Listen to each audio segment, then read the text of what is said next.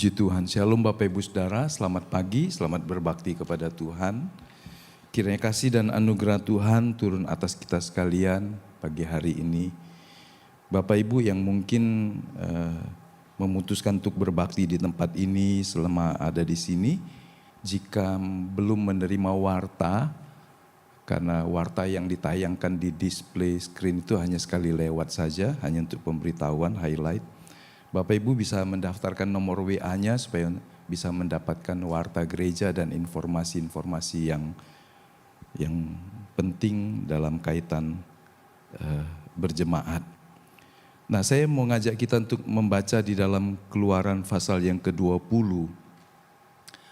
Kalau kemarin pasal 19, Allah menawarkan Israel untuk menjadikan mereka harta kesayangan. Segula. Kenapa saya katakan tawaran? Karena itu sebuah pilihan.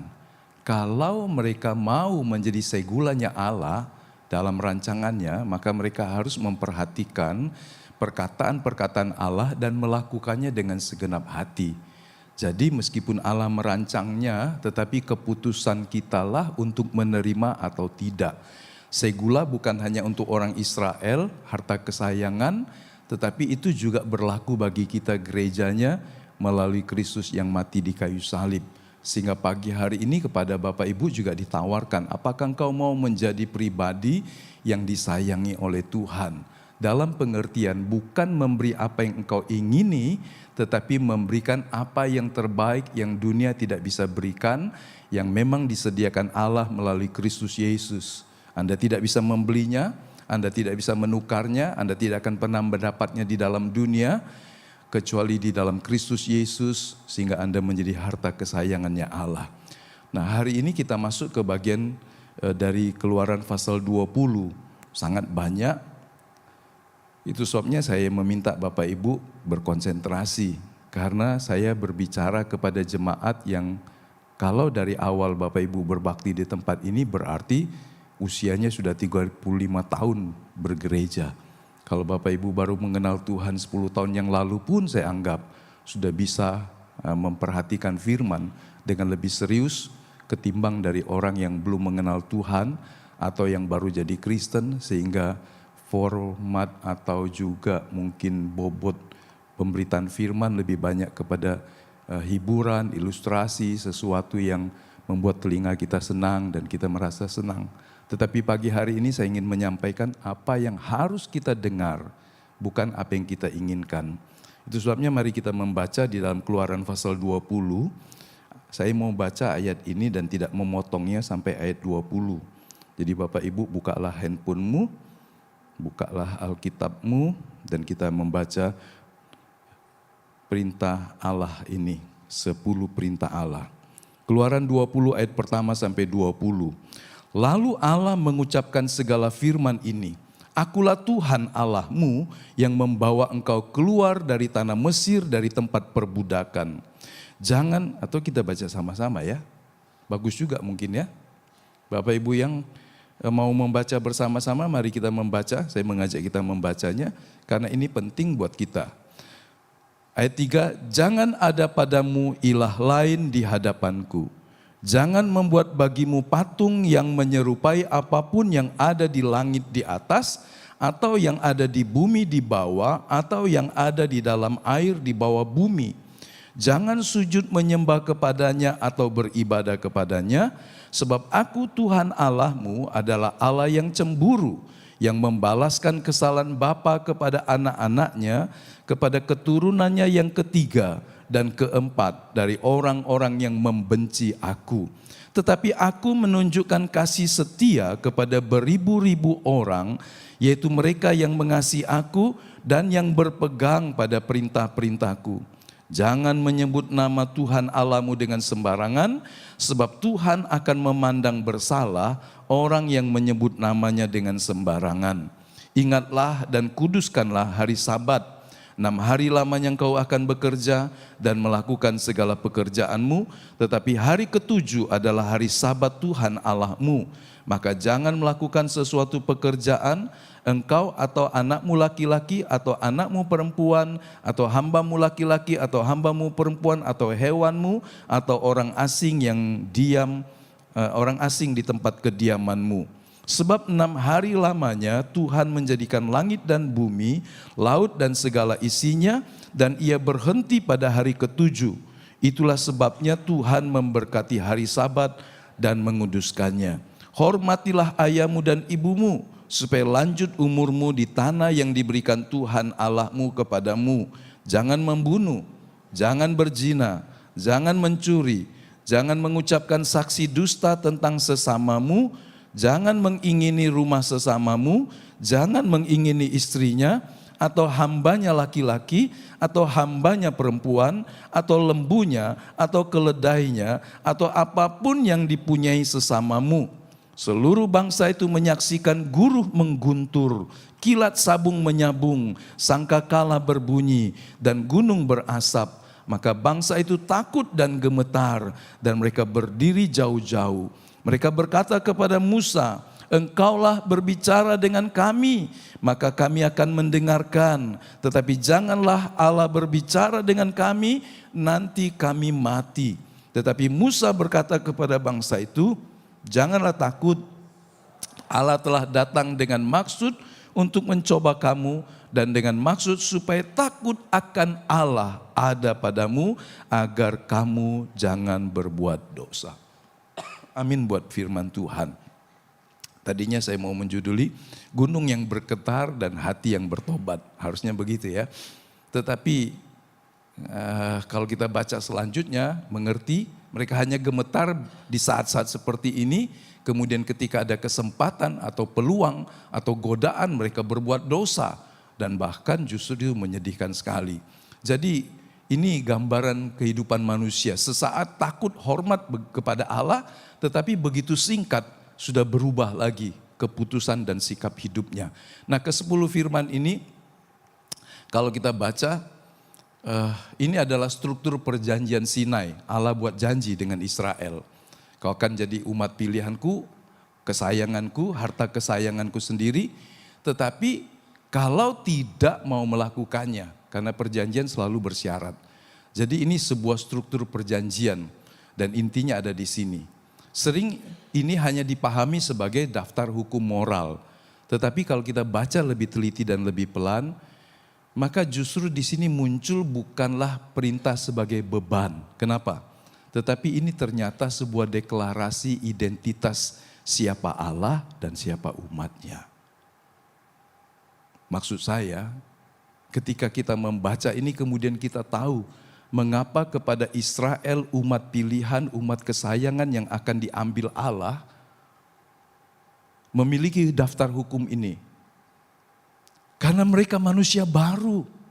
Dan Allah yang memanggil dan memiliki mereka, menebus mereka adalah Allah yang kudus. Sehingga ini sebuah deklarasi pernyataan siapa Allah yang memanggil dan menyelamatkan mereka, dan siapa kamu Israel. Kamu beda dengan bangsa yang lain. Itu sebabnya hukum ini bukan sekedar beban, tetapi ini sebuah identitas. Siapa kita? Seorang yang memiliki identitas sebagai bangsawan dalam sebuah keraton misalnya. Kemarin kita melihat Pangeran Andrew dicopoti semua gelarnya dan hak-haknya.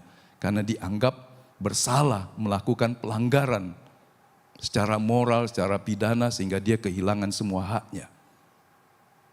Untuk seorang pangeran kerajaan Inggris, apa yang dia lakukan sangat tidak pantas sehingga semuanya dicopot. Saudara lihat orang-orang atau ada yang di dalam korps ketentaraan atau institusi yang lain ketika melanggar sumpah profesinya, orang bisa dicopot karena tidak pantas. Aturan orang yang ada pada strata tertentu beda dengan aturan yang berlaku mengikatnya pada strata yang lebih rendah atau di tempat yang lain. Bagi orang tertentu melakukan ini enggak apa-apa. Bagi kita anak-anak pilihan Allah, Anda dididik untuk diingatkan engkau bukan seperti mereka.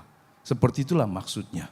Jadi kalau Anda ingin mengingini jabatan kewenangan yang lebih tinggi, tuntutannya jauh lebih tinggi. etika kerjanya lebih tinggi lagi. Ketelitiannya harus lebih tinggi. Jadi ini sebuah deklarasi bahwa Allah yang memanggil mereka adalah Allah yang kudus dan umatnya adalah manusia baru.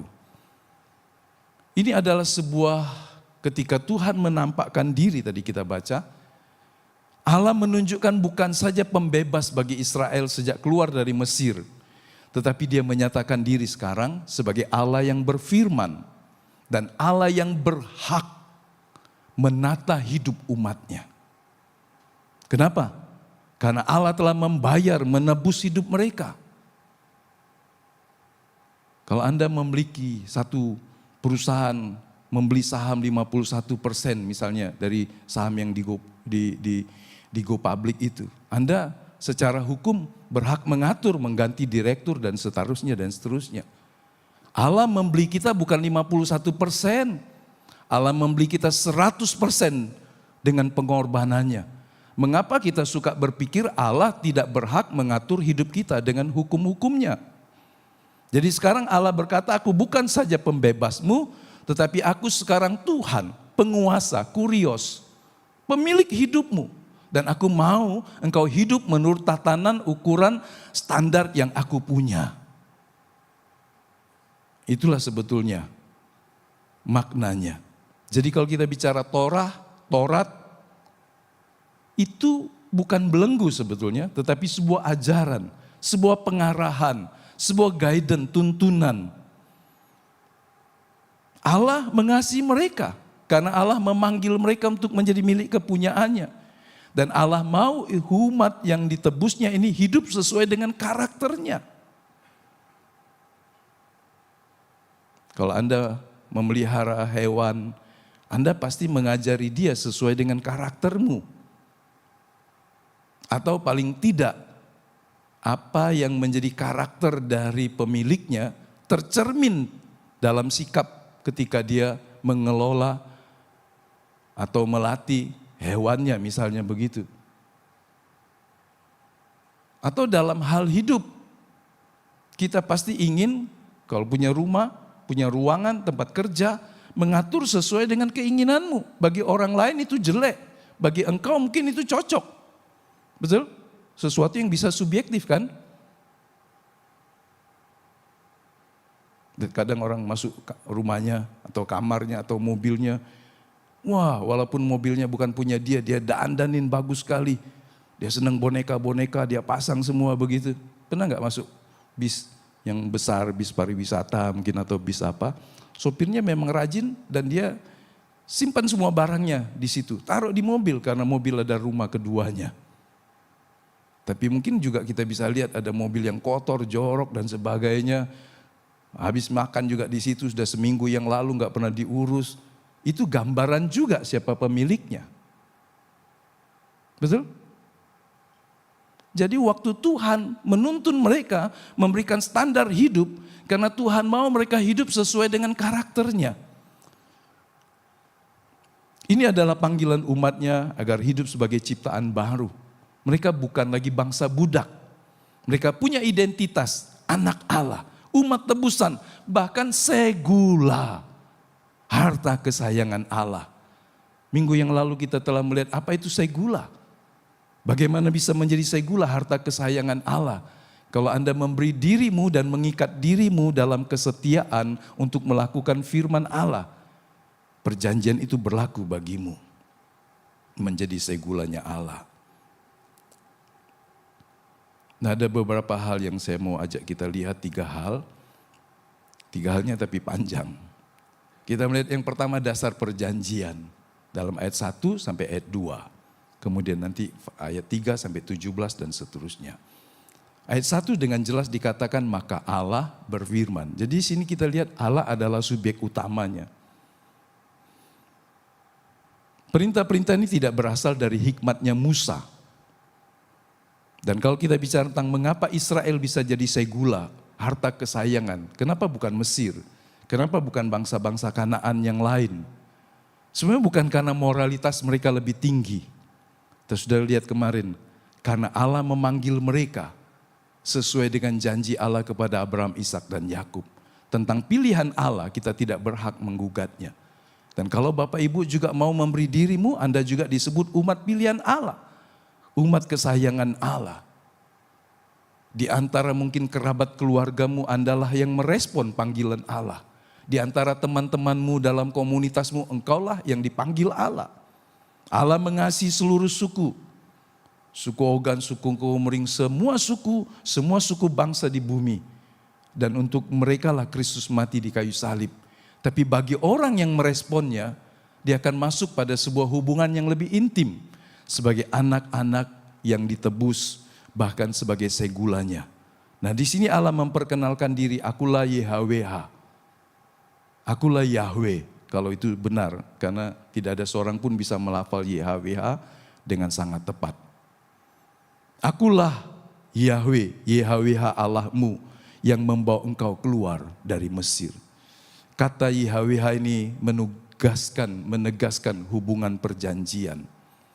Karena kemudian dikatakan Eloheika, menandakan sebuah hubungan secara personal. Bukan sekadar Allah yang jauh, tetapi Allah yang mau bangun perjanjian dengan engkau sebagai bangsa dan dengan engkau sebagai satu pribadi. Itu sebabnya tadi kita membaca, kesalahan bapa bisa menjadi konsekuensi tanggungan anak-anaknya. Jadi bapak, kalau Anda seorang pria, seorang suami, seorang istri, berbuat sesuatu, dampaknya bisa sampai ke anakmu. Jadi jangan hidup bagi dirimu sendiri. Tanggal 24 ada BSK, Bapak Sepanjang Kehidupan. Tadi saya share sekali lewat, Bapak Ibu yang mau silakan mendaftar. Sudah ada 34 atau 35. Saya tidak akan membuka lebih panjang dari, harusnya 50, tapi kalau ada para pria di jemaat ini mau ikut, saya memberikan kesempatan. Tujuannya training for trainers ya. Jadi Bapak Ibu bisa gunakan satu hari jam 9 sampai jam 3. Hari Senin tanggal 24. Jadi ketika seorang melakukan hal yang baik, maka dampaknya juga bagi generasi di bawahnya. Tapi kalau orang hidup ngawur karena dia merasa aku masih muda, maka dampaknya bisa dirasakan orang-orang di sekitarnya. Jadi kita lihat yang kedua, ini sebuah prinsip yang sama juga dalam Injil.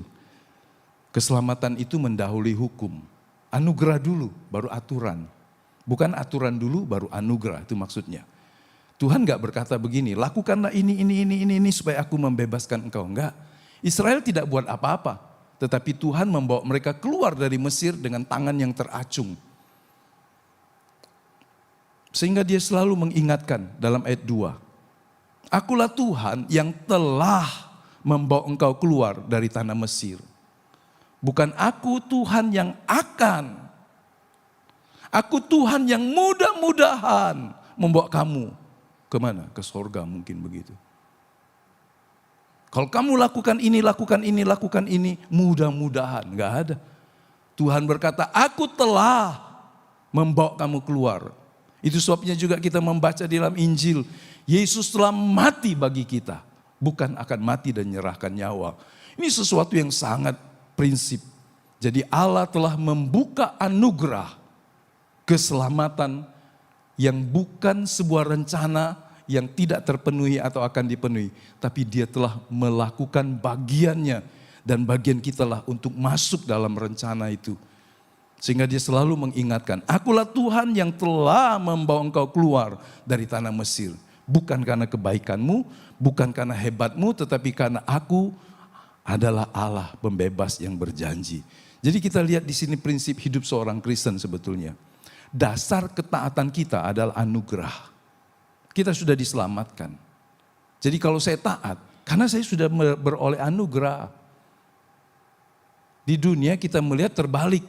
Hukum dulu, peraturan dulu, baru kewajiban dulu, baru hak misalnya. Kalau kau lakukan ini, kau dapat ini misalnya. Tetapi dalam hal penebusan, Allah telah melakukannya sebagai sebuah anugerah yang diberikan dengan cuma-cuma. Jadi kalau kita taat, itu adalah respon terhadap anugerah keselamatan Allah.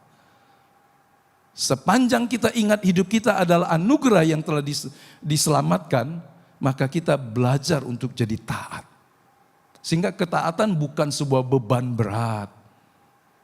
Kalau Anda merasa ketaatan untuk melakukan kehendak Allah adalah sebuah beban, ingatlah kembali dasar hidupmu. Allah telah memberikan anugerahnya, keselamatan yang kau tidak pernah akan dapatkan dari manapun juga. Jadi hukum Allah diberikan agar umat yang ditebus ini bisa hidup benar, sesuai dengan standar Allah. Aturan-aturan ini, saya menggunakan mungkin di sini kata hukum, kata firman, kata pengajaran sama, Torah. Ini memulihkan manusia dari kekacauan dosa. Tanpa sebuah keteraturan, manusia akan liar. Di rumah tangga kalau nggak ada aturan, kacau. Di dunia kerja kalau yang berkepentingan berwenangnya nggak buat aturan, kacau.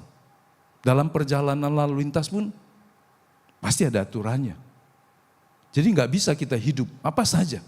Pekerjaan-pekerjaanmu selalu ada aturan-aturannya.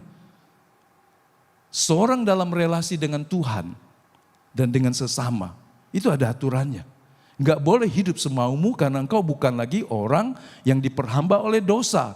Tetapi kita semua telah diselamatkan, kita umat tebusan Allah. Supaya kita bisa hidup sesuai dengan karakter Allah. Seharusnya kita ini standar, DNA-nya sama. Kalau satu orang tidak suka berbohong dan mengkhianati, maka yang lain juga seharusnya begitu. Kalau satu orang penuh belas kasihan dan pengampunan, seharusnya semua orang Kristen juga melakukan itu karena dia memiliki DNA yang sama.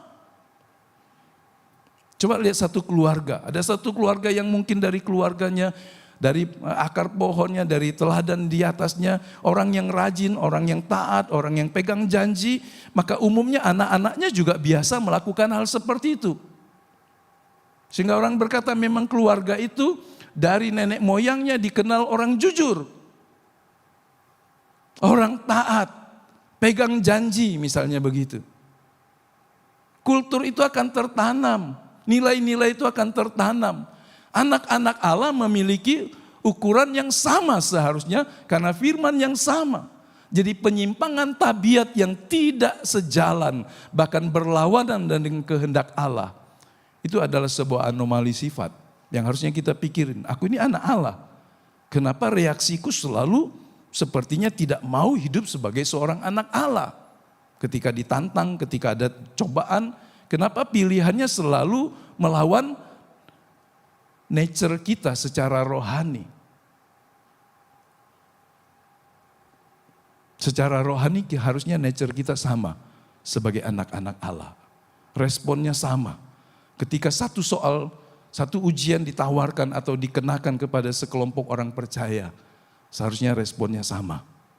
Seragam dalam arti memilih yang terbaik, memilih mengalah, memilih untuk mengampuni, memilih untuk berkorban dan seterusnya. Walaupun cara melakukannya berbeda-beda. Karena isinya sama. Benihnya sama.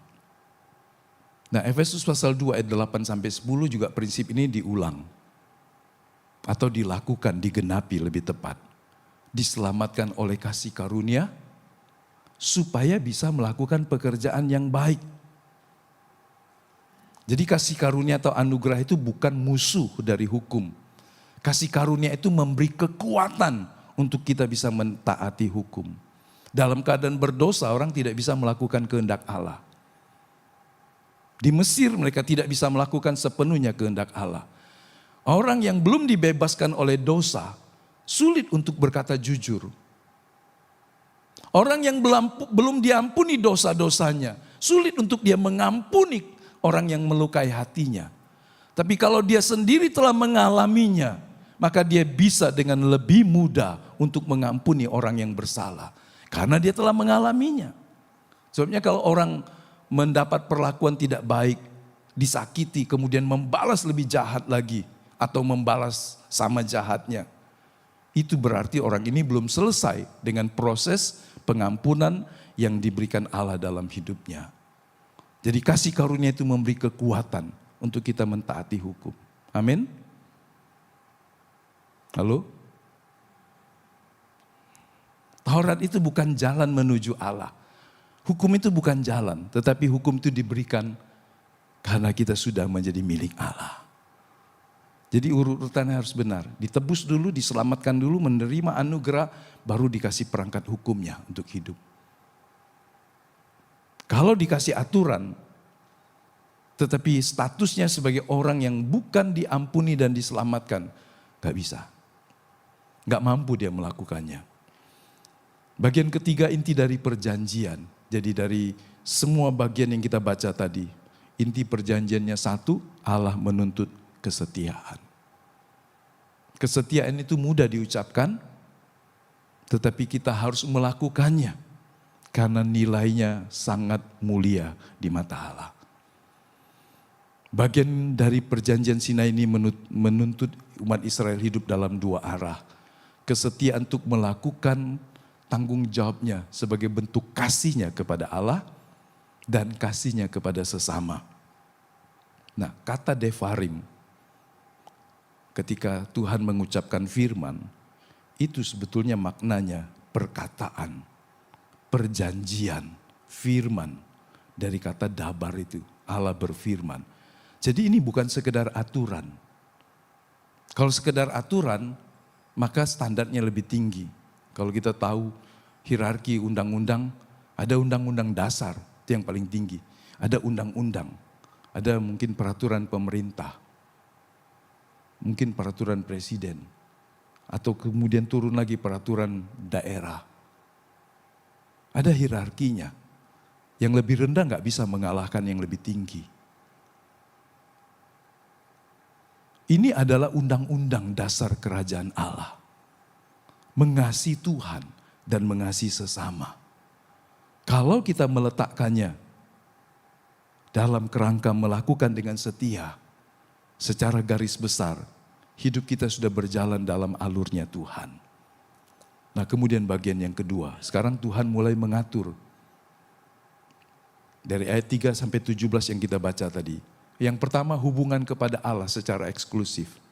Enggak boleh dicampuri. Walaupun dua loh batu itu 2, hukumnya 10, tapi loh pertama itu berisi 4 saja. Saya kurang tahu karena saya enggak melihat. Apakah loh batu yang asli memang isinya 4, yang satunya lagi 6. Tapi secara isi, muatannya, 2 loh batu itu 10 hukum itu berisi 2 bagian. 4 bagian hubungan dengan Tuhan. Dan itu eksklusif. Sehingga kita baca, tidak boleh ada ilah lain. Jangan buat patung. Jangan salah gunakan nama Tuhan Allah. Dan ingatlah hari Sabat. Kata kuncinya adalah jangan ada bagimu. Lo i heye leka. Gak boleh ada bagimu. Hanya aku saja. Nanti kita membahas ini sedikit. Jadi ini bukan sekedar larangan, tetapi kesetiaan perjanjian. Perjanjian akan jadi perjanjian kosong kalau para pihak tidak melakukannya dengan setia. Suami istri bikin janji, kerabat bikin janji, pegawai dengan perusahaan bikin janji. Apa artinya kalau tidak dilakukan dengan setia? Jadi kesetiaan itu adalah inti dari perjanjian ini.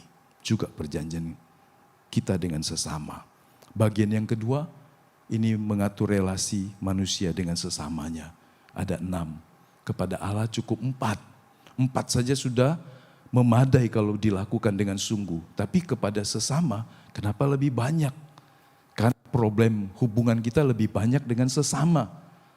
Sesama terdekat kita. Kita enggak punya problem masalah-masalah yang mengganggu dengan orang yang jauh. Kita punya seringkali bermasalah dengan orang terdekat kita, bukan?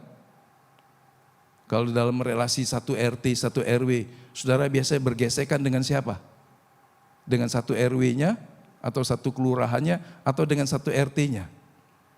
Mulai dari yang paling dekat kan, dalam keluarga, kita enggak bergesekan dengan keluarga si A, si B.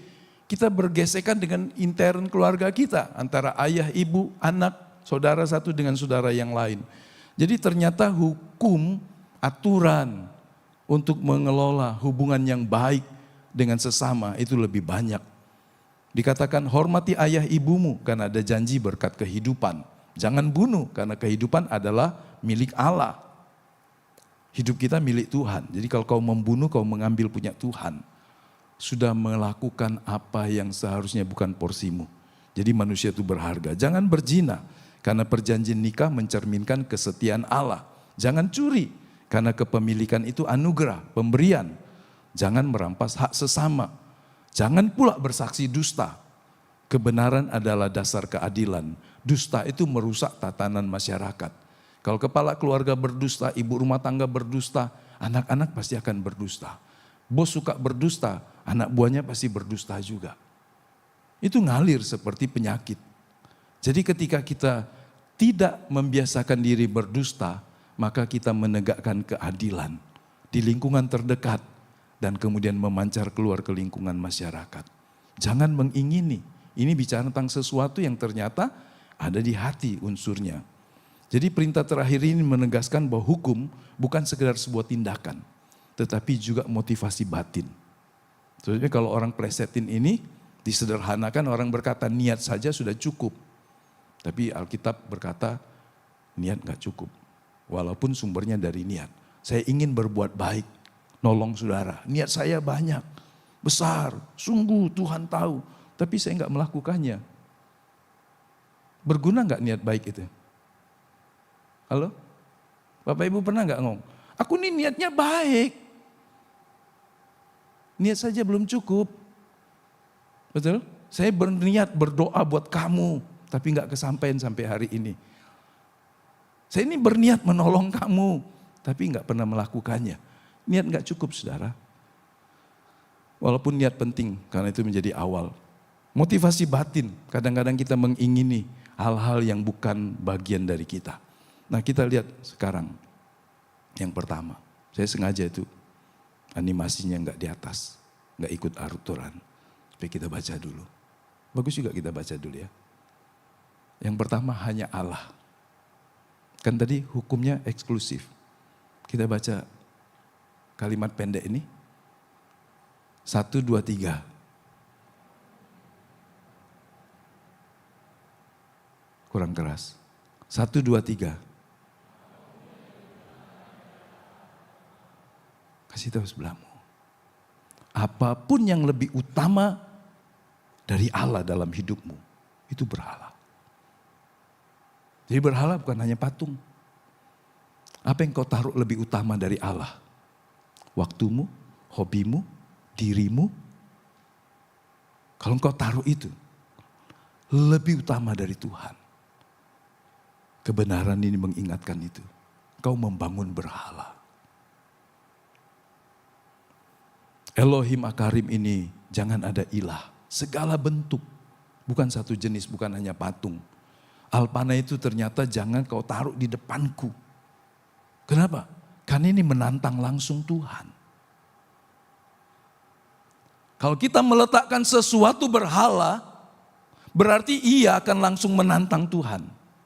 Dia langsung beroposisi frontal dengan Tuhan.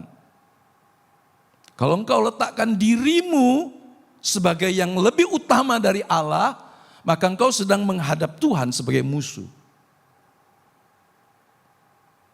Kalau engkau meletakkan kecintaan apapun yang sifatnya mungkin benda atau hobi lebih utama dari Tuhan, berarti itu sedang menantang Tuhan berhadap-hadapan.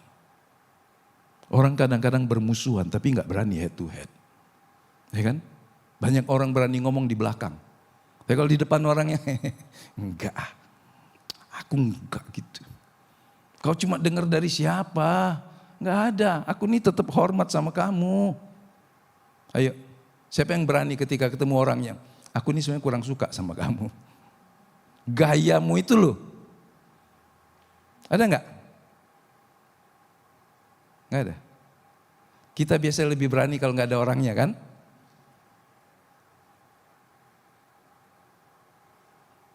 Tanyalah di sebelahnya. Kau lebih berani tidak kalau bini kau ada di sini? Janganlah, tidak lemah. Laki kau di sini, berani tidak kau ngomong? Tidak lemah lah. Ya kan? Bapak kau ada di sini, berani tidak kau ngomong? Tidak berani. Mertua kau, mantu kau, berani tidak kau ngomong? Kasak kusuk aja biasanya orang. Berani tidak kau ngomong bos kau? Tidak berani lah. Tapi ngapa kau galak ngomongin bos kau terus? Kalau omnya kate. Berani nggak orang berhadapan dengan orang yang dianggap harus dilawan. Atau melawan dia. Bertolak belakang dengan dia. Baru dengan suamimu aja gak takut, gak berani. Baru dengan istri gak berani. Baru dengan mertua aja gak berani. Kenapa kita berani dengan Tuhan? Kenapa kita berani meletakkan sebuah berhala yang melawan Tuhan? Karena Alpane di sini di hadapanku. Kalau letakkan itu berarti kau menantang aku. Berarti kau berhadapan dengan aku. Berkonfrontasi langsung. Saudara harus mengerti ketika kita tahu ini ternyata Tuhan ingin di hadapannya tidak ada yang kita berhalakan. Amin. Gak mudah saudara. Patung gak ada. Yang kita sembah yang aneh-aneh gak ada. Tapi diri kita seringkali kita berhalakan. Keinginan kita seringkali kita berhalakan. Lebih daripada keinginan untuk melakukan kehendak Allah. Ayo mari kita sadari pagi ini. Sekali lagi saya berkata kepada jemaat yang bergereja sudah 35 tahun di tempat ini. Bapak Ibu yang sudah mendengar firman yang bukan sekedar cerita-cerita yang manis. Tetapi kita harus sampai kepada sebuah koreksi batin yang terdalam. Karena percuma kita berjemaat, bergereja, melayani dari jemaat sebagai pendetanya sampai pendetanya. Kalau ternyata kita selalu meletakkan sesuatu yang sebetulnya kata Tuhan, kau melawan aku, kau melawan aku, kau melawan aku. Kenapa Matius pasal 7 ayat 21 sampai 23 Tuhan berkata nyala kau pembuat kejahatan. Karena melawan Tuhan. Melakukan hal yang baik tetapi untuk dirinya. Bukan untuk Tuhan. Tuhan itu bukan salah satu dari sekian. Tapi ia satu-satunya. Mau kita proklamirkan ini? Tuhan engkau satu-satunya dalam hidup saya. Amin. Gak boleh ada yang dua. Kenapa dia harus mendapatkan tempat yang istimewa dan mutlak? Karena dia penebus hidupmu. Engkau tidak dibeli dengan uang. Engkau tidak dibayar dengan hipotek rumah tanggamu. Engkau tidak dibeli dengan menjual harta bendamu. Engkau tidak dibeli oleh karena korban orang. Pengorbanan orang. Engkau dibeli karena korban Kristus. Dia satu-satunya penebusmu. Tidak ada yang lain. Dia yang telah menyerahkan nyawanya untuk engkau. Dia berhak menjadi yang terutama dalam kehidupan kita. Kalau kita membuat segitiga, dialah yang di atasnya. Dialah sudut yang ada di atasnya. Allah menuntut hati yang utuh. Bentuk yang melawan dia salah satunya sinkretisme, pencampuran. Atau juga kebergantungan dengan yang lain. Kadang kepada Tuhan, kadang kepada berhala, kepada orang pintar, kadang kepada otak kita sendiri, kepada pengalaman kita. Yeremia jauh-jauh hari mengingatkan kita terkutuklah orang yang mengandalkan manusia. Bukan berarti kita nggak mau ditolong oleh manusia. Tapi harapan kita, iman kita kepada Tuhan. Dia bisa memakai manusia yang dekat, yang jauh, yang bahkan kita tidak kenal untuk menolong kita. Tapi hati dan iman kita, kasih kita, pengabdian kita hanya kepada Tuhan. Karena kalau kita bergantung dengan yang lain, kita memilih beroposisi, berlawanan dengan Tuhan. Saya ingin berkata jangan. Kau aja gak berani menghadap bosmu langsung, frontal. Kau aja gak berani ngomong dengan istrimu keras. Kau gak berani ngomong apa adanya dengan suamimu, dengan mertuamu, dengan menantumu. Kenapa engkau begitu berani dengan Tuhan? Jangan. Terlalu mengerikan kalau seorang memilih untuk bergantung bukan kepada Tuhan. Inilah eksklusivitas dari penyembahan. Waktu Yesus digoda, ditantang, dalam Matius pasal 4 ayat 10 dia berkata begini kepada setan. Engkau harus menyembah Tuhan Allahmu dan hanya kepada dia sajalah engkau berbakti. Hanya dia, enggak boleh yang lain. Setan hendak menggoda dia, sedang menggoda dia untuk membelokkan arah penyembahan bukan kepada Bapa, tetapi kepada diri, kepada kepenuhan diri, kepada popularitas dan sebagainya. Penyembahan terbaik kita hanya kepada Tuhan, bukan kepada yang lain.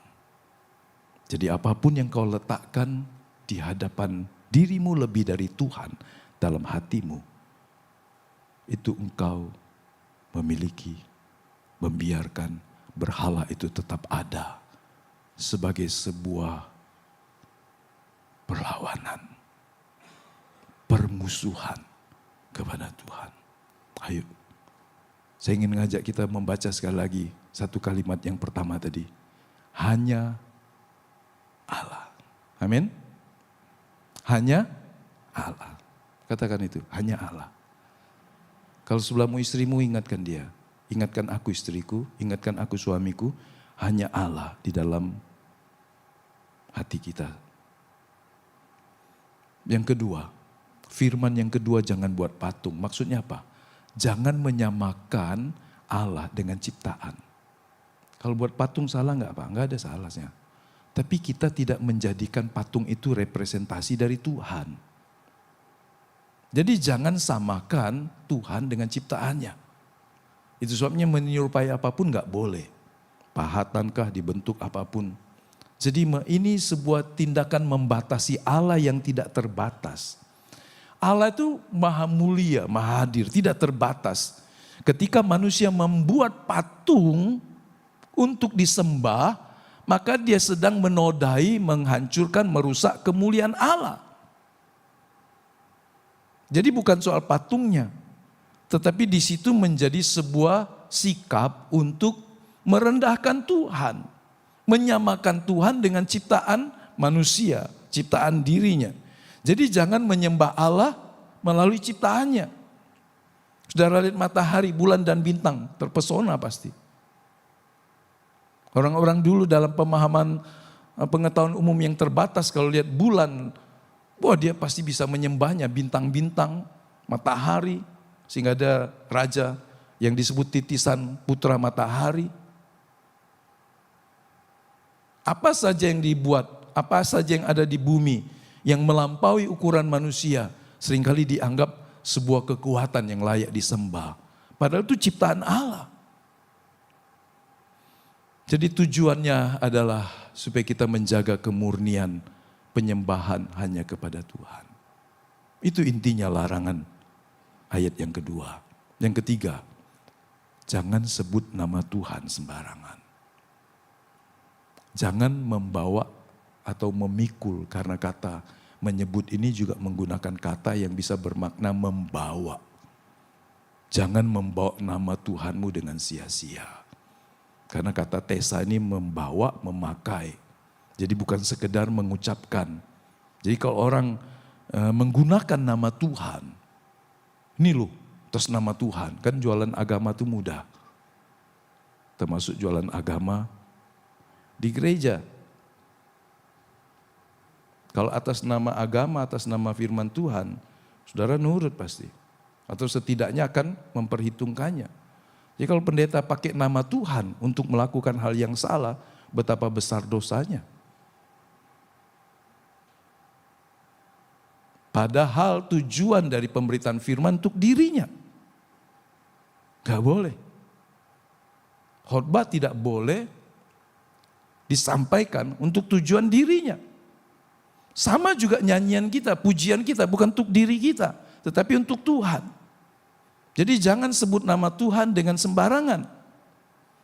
Karena itu sebuah bentuk lain dari seperti kesaksian palsu. Bukan hanya sia-sia. Jadi jangan memakai nama Tuhan dalam sumpah palsu. Penyembahan palsu. Karena nama itu menggambarkan pribadi. Coba kalau saudara, saya sering beli barang, suruh pegawai misalnya, pegawai gereja. Pergi situ dulu, pesan, kasih tahu, aku pesan barang, Pak Andres pesan barang, nanti uangnya diambil misalnya atau dibayar. Pernah gitu? Bapak Ibu pernah suruh anak ke warung misalnya ke toko, kau pergi situ dulu ambil barangnya. Papa mama sudah bayar, misalnya begitu kan. Pernah nggak begitu? Pakai namamu? Nggak pernah? Pernah lah. Nama itu menjadi representasi dari pribadinya. Jadi kalau orang pakai nama Tuhan berarti seolah-olah dia mau menghadirkan Tuhan. Padahal Tuhan gak buat kesepakatan dengan dia. Jadi ini menodai karakter Tuhan. Seorang Martin Luther berkata begini, kita melanggar namanya bukan hanya melalui mulut, tetapi ketika kita hidup tidak mencerminkan Tuhan. Wah, ini lebih berat lagi.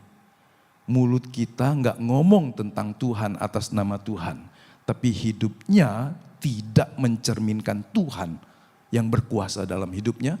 Hidupnya tidak mencerminkan bahwa dia penyembah Allah. Hidupnya tidak mencerminkan bahwa tidak ada berhala dalam hubungan dia dengan Tuhan. Kalau cerita apa? Uang terus cerita. Gak ada Tuhan yang dalam ceritanya misalnya begitu. Keberhasilan diri terus gak pernah cerita tentang Tuhan yang menolong dia misalnya begitu.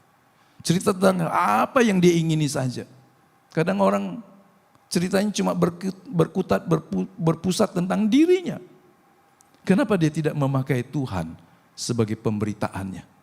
Karena 1 Petrus pasal 2 berkata orang yang telah ditebus ini memberitakan perbuatan-perbuatan Allah yang besar yang telah memanggil dia keluar dari kegelapan menuju terang Allah yang ajaib. Jadi jadilah orang yang bukan saja tidak menggunakan nama Tuhan dengan sembarangan, tapi juga dengan hidup yang mencerminkan Tuhan. Sehingga kalau kita mau melakukan sesuatu, pikirlah dulu, ini Tuhan dipermuliakan enggak? Tindakan saya, respon saya memuliakan Tuhan enggak? Bukan hanya keluar dalam relasi suami istri, dalam relasi persaudaraan. Ayo, biarlah kita mencerminkan Tuhan. Tidak mudah ini. Kalau sekedar tidak ngomong menyebut nama Tuhan, lebih mudah. Tapi hidup tidak mencerminkan Tuhan, terkadang-kadang kita terpleset di situ. Respon kita, reaksi kita itu sungguh tidak mencerminkan Tuhan dalam hidup kita. Apalagi kalau kita punya wewenang, apalagi kalau kita lagi marah, apalagi waktu kita enggak senang, pasti kita tergoda. Yang keempat, kuduskan hari Sabat. Sabat itu berakar kepada penciptaan dan kemudian juga kepada penembusan. Maknanya apa? Untuk menunjukkan Allah itu sumber hidup dan manusia enggak boleh diatur oleh ritme hidupnya sebagai budak. Tetapi biarlah Tuhan berkuasa dalam hidupnya. Kadang-kadang kesibukan dan rutinitas kita membuat kita enggak punya waktu untuk Tuhan. Dari pagi sampai malam, sampai pagi lagi, sampai malam lagi. Hidup kita hanya tentang kita, tentang saya. Kenapa kita tidak memberi tempat untuk Tuhan juga dalam hidup kita? Sebenarnya dalam perintah ini, 6 hari kamu bekerja, hari yang ke-7 kamu beristirahat. Kalau ini hubungan dengan Tuhan, sebetulnya Tuhan gak beristirahat, saudara. Kalau ini dikaitkan dengan penciptaan, Tuhan ciptakan semua. Hari pertama, kedua, ketiga, keempat, kelima, keenam. Kemudian Alkitab berkata Tuhan istirahat gak hari ke-7? Pernah baca itu ayat gak? Hari ke-7 Tuhan istirahat gak? Ayo baca Alkitabnya. Ya, bisa baca dapat dengan cepat Kejadian pasal 1? Tuhan istirahat gak setelah bekerja? Kecapean. Tuhan capek gak Bapak Ibu?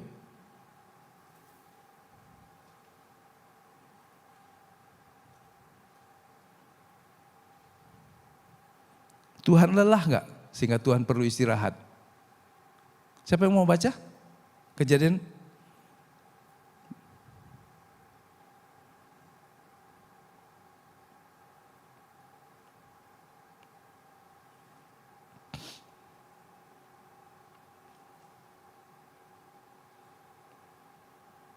Ayat 31 ya. Maka Allah melihat segala yang dijadikannya itu sungguh amat baik, jadilah petang dan jadilah pagi, itulah hari yang ke-6. Mana ya, sebentar, saya enggak siapin ayat itu. Ya? Enggak jelas. Berapa? Hah? Pasal 2 ayat 2. Ketika pada hari yang ke-7 telah menyelesaikan pekerjaan, ketika Allah pada hari yang ke-7 telah menyelesaikan pekerjaan yang dibuatnya itu, baca sama-sama. Berhentilah ia pada hari yang ketujuh dari segala pekerjaan yang telah dibuatnya. Allah memberkati hari ketujuh itu dan menguduskannya. Karena pada hari itulah ia berhenti dari segala pekerjaan penciptaan yang telah dibuatnya. Allah berhenti di sini karena kecapean? Enggak, Allah memberkatinya. Allah menguduskannya. Allah menikmatinya. Jadi dalam konteks ini, ketika Allah memberikan sabat, berhenti karena telah selesai, Allah menikmatinya. Kalau Anda sudah mengerjakan satu hal, selesai, Anda menikmati enggak? Sudah buat lukisan, karya bagus. Bagus, senang. Saudara capek kerja, kemudian saudara lihat hasilnya bagus. Menikmati. Waktu Allah ciptakan semuanya, Allah menikmati. Tapi bagi manusia, untuk dapat menikmati karya Allah, dia juga harus berhenti. Bedanya, Allah tidak berhenti karena kecapean, tetapi Allah berhenti karena telah selesai dan kemudian dia menikmatinya. Bisakah kita menghentikan ritme hidup kita, rutinitas kita, supaya Allah juga bisa menikmati hidup kita? Karena kalau terus mesin hidup kita berputar, kita pasti nggak punya waktu untuk Tuhan. Ayo, kalaupun harus sebetulnya, karena pekerjaan kita juga pelayanan kepada Tuhan. Jadi ketika kita melakukan pelayanan kita, pekerjaan kita sehari-hari, itu juga sebuah upaya untuk mempersembahkannya kepada Tuhan. Biar Allah menikmati apa yang kita kerjakan. Dan ketika kita memberi waktu yang lebih khusus untuk berdoa, menyembah Tuhan di rumah, di gereja, maka itu juga menjadi sebuah kesempatan untuk Allah menikmati hidup kita.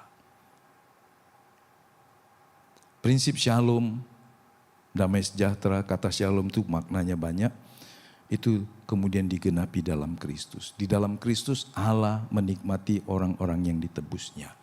Nah, saya mau bagian yang kedua. Tadinya saya pikir potong enggak ya. Screen saya 17, banyak. Tapi saya sudah sampai di sini, hanya tinggal sedikit. Bagian kedua, ini hubungan horizontal. Hormati ayah.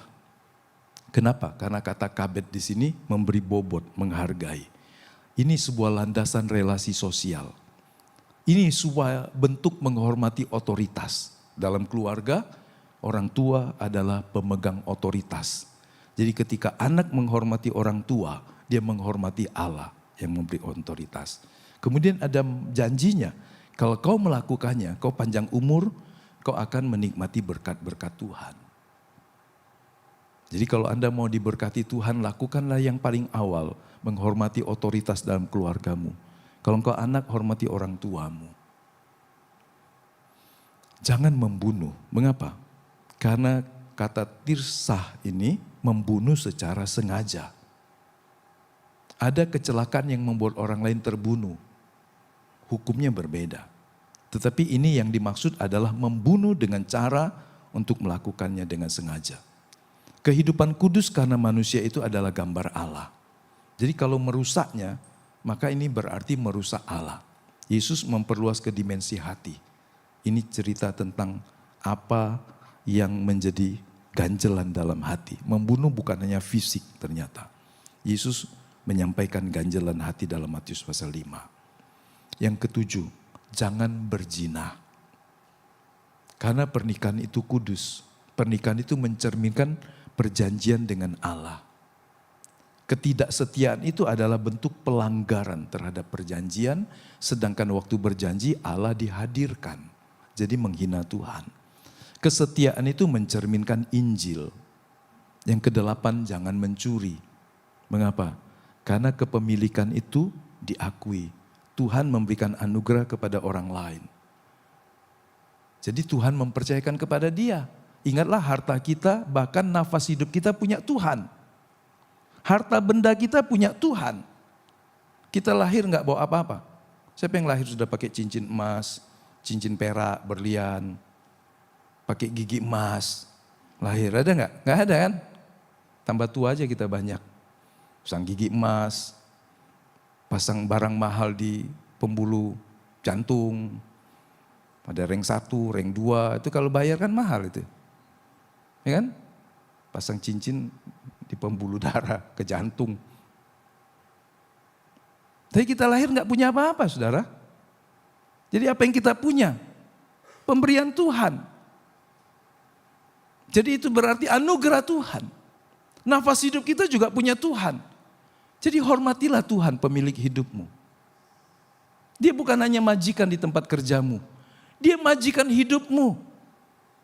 Kalau engkau bikin susah pimpinan di tempat kerjamu, kau cari masalah. Kalau kau bikin susah hubungan sosialmu dengan tetanggamu, dengan RT-mu, dengan camatmu, Pak Lurahmu. Bagaimana mungkin ada orang berani bikin susah dengan Tuhan? Ayo. Ini berarti sebuah tindakan menyerang martabat. Jangan bersaksi dusta. Tadi sekilas kita sudah lihat. Karena kebenaran itu refleksi dari Allah yang setia.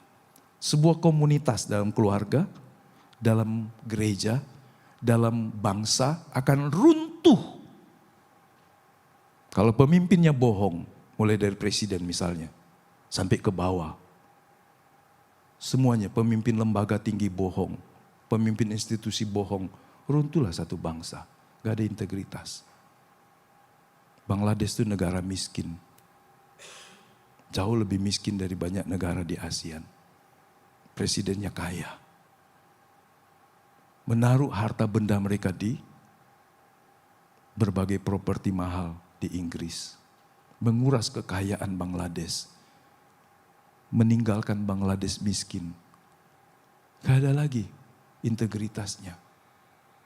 Saudara, seorang pemimpin bersama dengan semua kerabatnya merampok harta bangsa yang miskin.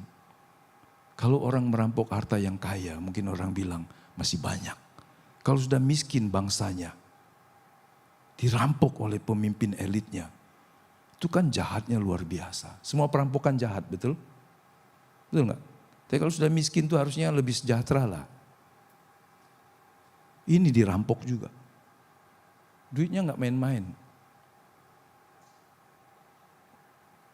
Nah jadi kejujuran harus hidup jujur karena kita manusia baru.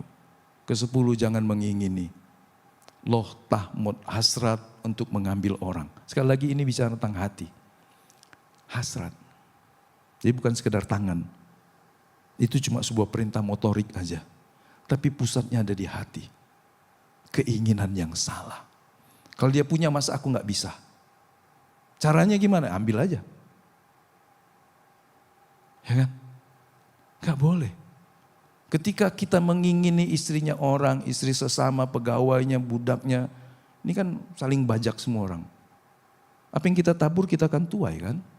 Kalau kita biasa membajak orang, orang susah payah mendidiknya. Kemudian dibajak aja. Dalam berbisnis kita misalnya begitu. Kan kita juga harus belajar. Membajak itu sebuah cara untuk mengambil. Karena kita ingin terima jadi. Gak perlu latih. Ini udah pinter nih anak buahnya, diambil aja sini. Kenapa kita gak mau melatihnya? Kenapa kita gak mau bayar lebih mahal lagi? Lebih sabar lagi? Kenapa kita ingin orang lain punya? Pegawainya orang lain. Saudara, jadi kita harus belajar. Jangan mengingini bukan sekedar sebuah tindakan mengambil. Tapi itu menyentuh kepada keinginan yang salah. Kita tidak mau berjalan pada proses, cuma mau ingin hasilnya. Jadi hukum bukan sekadar standar etika eksternal, tapi ini tentang formasi hati. Kita akan terjaga dari mengingini hal yang jahat, kalau hati kita juga tulus di hadapan Tuhan, karena Tuhan segalanya. Ya. Nah ketiga, masih panjang nih, selesai tapi 3 nih. Oke, saya gunakan 3 menit terakhir. Allah yang berdiam dalam kasih.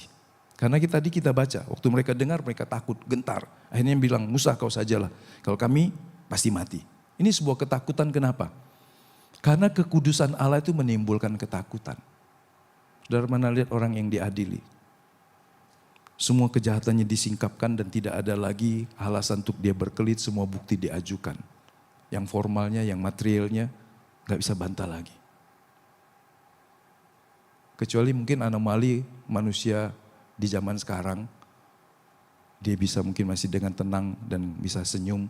Tapi secara naluri manusia biasanya ketika kesalahannya dihadapkan kepada dia akan ketakutan.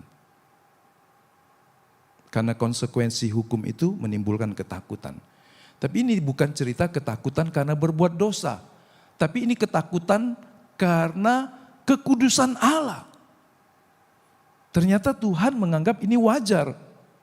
Karena Tuhan ingin umatnya takut akan dia dengan tujuan tidak berbuat dosa.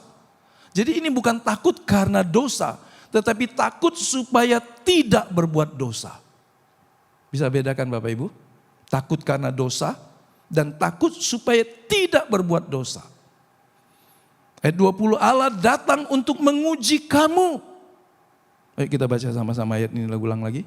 Allah telah datang untuk menguji kamu, supaya rasa takut kepadanya ada padamu dan kamu tidak berbuat dosa. Jadi perlu hidup takut akan Allah. Gak ada istrimu, gak ada suamimu, gak ada pimpinanmu. Kau takut akan Allah, kau gak akan berbuat dosa. Kau tugas keluar kota, istrimu gak ada, orang lain gak ada. Kau tahu takut akan Allah ada. Ini takut yang benar. Hormat yang dalam kepada Allah menjauhkan kita dari dosa. Ini bukan bentuk teror. Nah, jadi tujuan firman mengenal Allah yang menebus, hidup kudus sebagai seorang yang memiliki identitas baru, bisa mengasihi Allah dan sesama. Dan kemudian Yesus merangkumnya, kasih kepada Allah, kasih kepada sesama. Pasal 20 tadi kalau dirangkum, dan juga kitab Taurat Musa dan kitab para nabi, Yesus merangkum semuanya menjadi 22, pasal 22 ayat 37 sampai 40. Hukum pertama mengasihi Tuhan dan kemudian hukum yang kedua mengasihi sesama. Kemudian kalau orang berkata, Pak kalau begitu cuma 2 hukum ini saja, masih perlu nggak kita melakukan yang tidak melakukan yang 10? Ayo saya tanya. Kalau Yesus berkata, itu kalau diintisarikan menjadi 2. Yang 10 tadi masih perlu nggak? Kalau nggak perlu saya nggak khotbah saudara. Untuk apa? Nggak perlu. Masih perlu nggak kita bilang, jangan zina, jangan curi, hormati ayahmu. Masih perlu nggak? Masih. Jadi ada orang terlalu dangkal berkata, oh hukum kasih berarti nggak melakukan lagi. Itu enggak. Secara hukum positif dia masih berlaku saudara. Kalau saudara ambil milik orang, saudara akan menghadap konsekuensinya. Bahkan Tuhan berkata itu bukan sekedar hal lahiriah. Bukan hanya membunuh fisik, tapi ketika engkau membenci dan punya ganjelan, selesaikan itu. Jadi jauh lebih berat sebetulnya hukum kasih itu. Nah makna teologisnya, hukum sebagai jalan bagi umat yang telah ditebus. Bukan hanya untuk dapat kasih, tapi karena sudah dikasih. Hukum menyatakan karakter Allah. Yang ketiga, hukum menuntun kita pada Kristus. Yang keempat, hukum itu membentuk umat perjanjian. Amin. Kalau kita hidup tanpa peraturan, tanpa hukum, kita akan jadi manusia yang mengerikan. Ayo, jadilah manusia yang karena kasih kepada Allah dan sudah dikasih Allah, mau mentaati hukum. Hukum dalam hubungan dengan Tuhan, hukum dalam hubungan dengan keluarga, dengan sesama, di tempat kerja. Kita nggak perlu melanggar peraturan meskipun kita bisa mengakalinya karena kita hormat Tuhan. Kita sedang diperagakan perilaku orang-orang yang memiliki wewenang mengakali hukum. Tetapi sebagai anak Tuhan hiduplah benar. Banyak cara untuk menghindar hukum. Tetapi Tuhan mau kita hidup dalam hukum-hukum yang benar. Yang mau mari kita berdiri dan kita berdoa.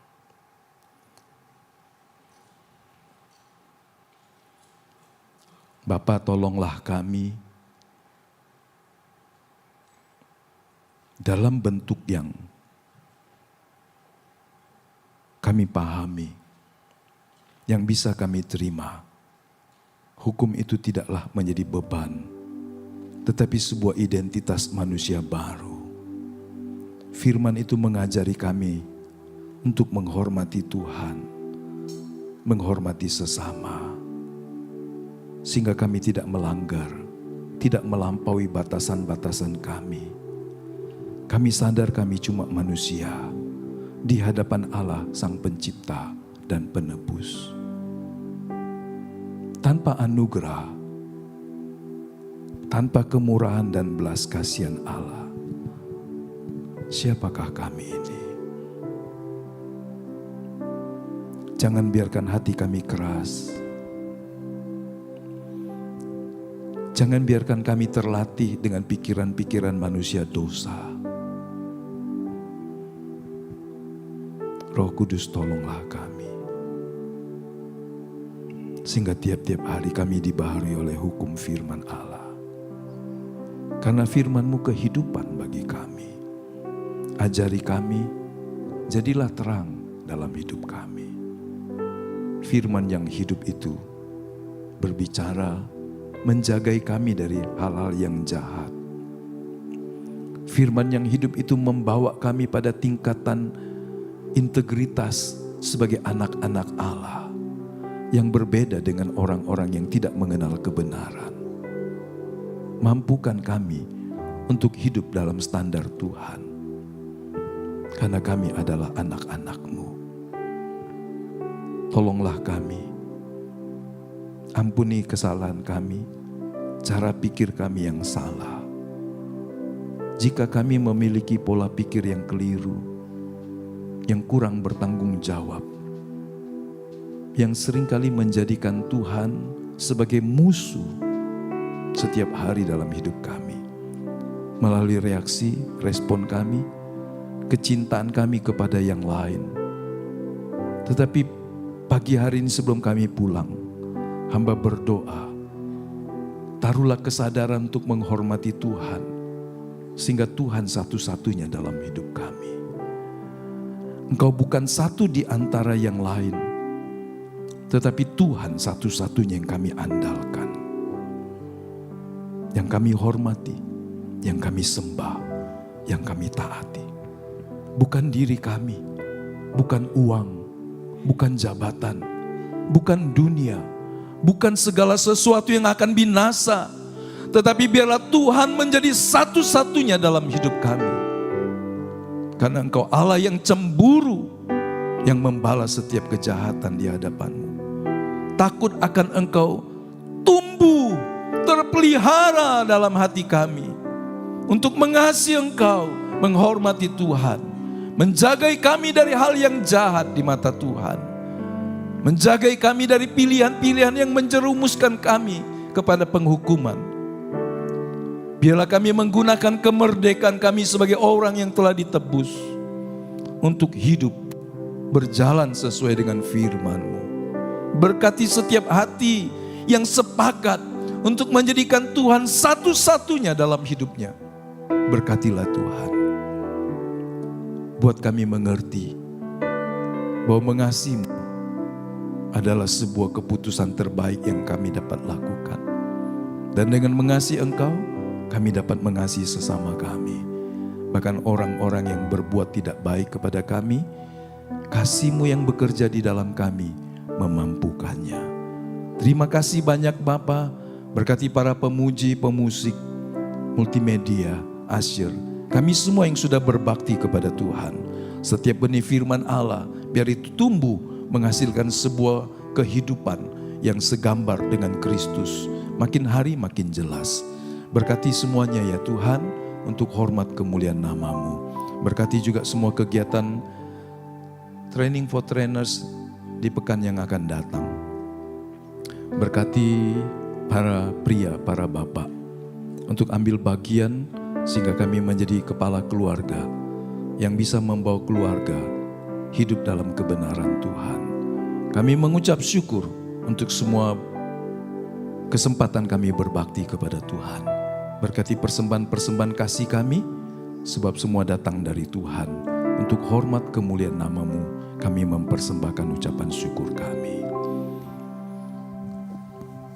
Sekarang kekasih-kekasih Tuhan, pulanglah dengan membawa berkat dari Allah Bapa, kasih karunia dari Tuhan Yesus Kristus, dalam persekutuan Roh Kudus, memenuhi kehidupan kita, menjadikan kita terus berjalan bersama Tuhan setiap hari, sampai Ia menjadikan kita milik kepunyaan yang dibawanya masuk ke dalam rumahnya yang kekal.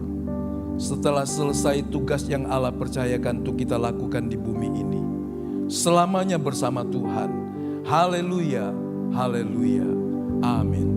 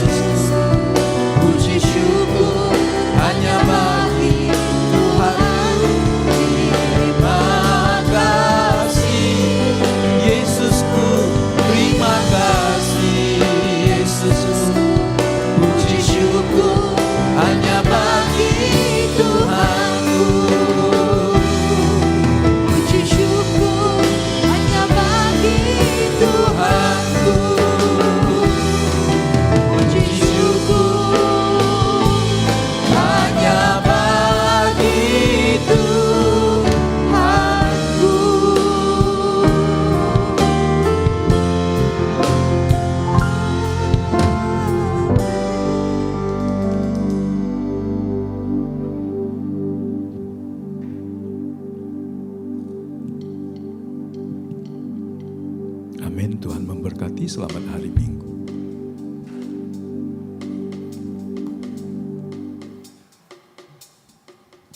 Bapak Ibu Saudara dipersilakan memberi persembahan untuk maju ke depan atau bisa men-scan QR yang ada. Terima kasih untuk persembahannya. Tuhan Yesus berkati. Selamat hari Minggu. Sampai jumpa minggu yang akan datang.